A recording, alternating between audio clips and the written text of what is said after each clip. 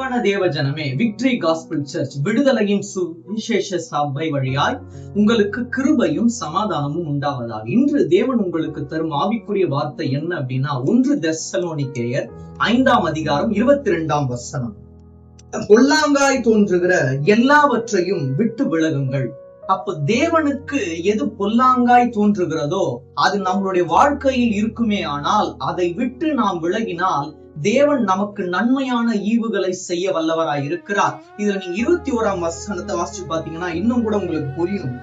எல்லாவற்றையும் சோதித்து பார்த்து நலமானதை பிடித்துக் கொள்ள வேண்டும். அனைத்தையும் சோதித்து பாருங்க, ஆனா நலமானதை பிடித்து கொண்டு வாழ்வீர்களானால் தேவன் உங்களோட வாழ்க்கையில் மேன்மையான காரியங்களை செய்ய வல்லவராய் இருக்கிறார். இதுல 23ல சமாதானத்தின் தேவன் தாமே உங்களை முற்றிலும் பரிசுத்தமாக்குவாராக.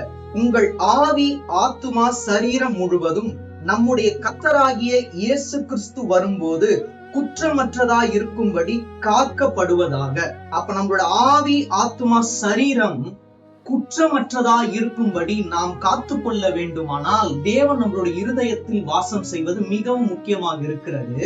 நம்ம இனிமேட்டு நம்மளோட வாழ்க்கையில குற்றமற்றவர்களாய் வாழ்வதுதான் மேன்மையாக நம்ம என்ன பண்ணணும், கருதி வாழணும். அது எப்ப நம்ம மேன்மையாக கருதி வாழ்வோம்னா, குற்றமற்ற ஆவியானவர் நம்மளுடைய இருதயத்தில் வாசம் செய்வாரானால் தேவன் பொல்லாங்காய் தோன்றுகிற எல்லாவற்றையும் நம்மளோட வாழ்க்கையை விட்டு விலக்குவார். நம்ம தேவனுக்கு இடம் கொடுக்கணும். அவ்வாறு தேவனுக்கு நம்ம இடம் கொடுக்கும் போது நம்ம ஆவிக்குரிய பார்வையில அனைத்தையும் பார்ப்போம். பொல்லாங்காய் தோன்றுகிற எல்லாத்தையும் விட்டு விலகுவோம். பொல்லாங்காய் தோன்றுகிறதுனா இங்கிலீஷ்ல அப்பியரன்ஸ் ஆஃப் ஆல் ஈவில். பார்ப்பதற்கு ஆட்டுக்குட்டி போல இருக்கும், ஆனா அது ஓனாய். பார்ப்பதற்கு ஒரு பசுவை போல இருக்கும், ஆனா அது ஒரு புலிய போல இருக்கும். நம்ம ஆட்டுத்தோல் போர்த்திய ஓநாய்களை நம்பி வாழக்கூடாது. பசுத்தோல் போர்த்திய புலிகளை நம்மளோட வாழ்க்கை நம்பி வாழக்கூடாது. பொல்லாங்காய் தோன்றுகிறதை விட்டு விலகுவோமே, ஆனால் நன்மையான ஈவுகளை நம்மளோட வாழ்க்கையில் தேவன் செய்ய வல்லவராக இருக்கிறார். தேவன் தாமே இந்த வார்த்தையின் மூலமாய் உங்கள் யாவரையும் ஆசீர்வதிப்பாராக. ஆமென்.